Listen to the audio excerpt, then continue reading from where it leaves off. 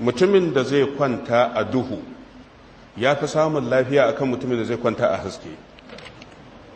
Wannan masana kimiyya sun tabbatar da haka. Kuma har ma ana danganta cututtuka irin na kansa da sauransu wanda suna samun ɗan adam a dalilin mai saboda kwanciya akan haske. Baya ga haka Allah ya gaya mana halittar mu yana yin ta ne a duhu, khalqan min ba'di khalqin fi dhulumatin salasin, halitta a bayan halitta a cikin duhu guda uku. Saboda haka a lokacin da ka kwanta bacci, a lokacin Allah yake maka kwaskwarima, yake gyara ma lafiyar jikinka, yake ayyuka da yawa.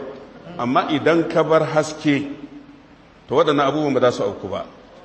Saboda haka za ka samu an yi rabi an bar rabi, to abin yana ta tafiya sai mutum ya cimma matsala ga rayuwar shi.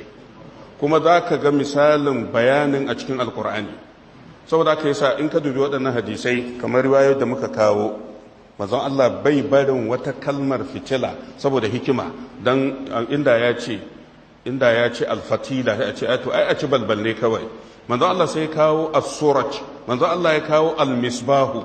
Duk waɗannan sun zo a cikin hadisinsa. Ya ce ku kashe al-misbahu, ku kashe as-suraj, ku kashe al-fatila. Duk waɗannan kalmomin annabi yake ishara da su. Me yasa? Saboda mu gane abinda annabi yake mana ishara da shi shine kar mu kwana da haske.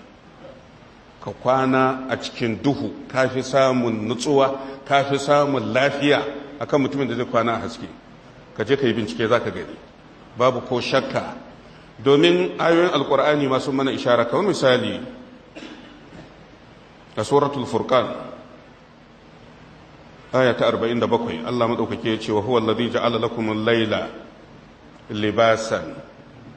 Allah ya saka muku dare a matsayin mai sutura, wan nauma bacci a matsayin mai subatan hutu, wa ja'ala an-nahara nushura. Amma da rana fa Allah ya saka yini a matsayin lokacin walwala na neman abinci. Kaga kafin Allah ya ce hutu, baccinku ya zama hutu, sai da aka ce daren ya zama sutura gare ku. Dare ya zama sutura gare ku, bacci ya zama hutu gare ku. Ka dubi abin da Allah ya faɗa da kansa. Farriwayatul lati atat ala sabilil umum litashtamila kull anwa'i dawi. Saboda haka wannan yake nuna idan mutum ya ce bari ya kunna fitila ya kwanta da daddare, ya saba ma abin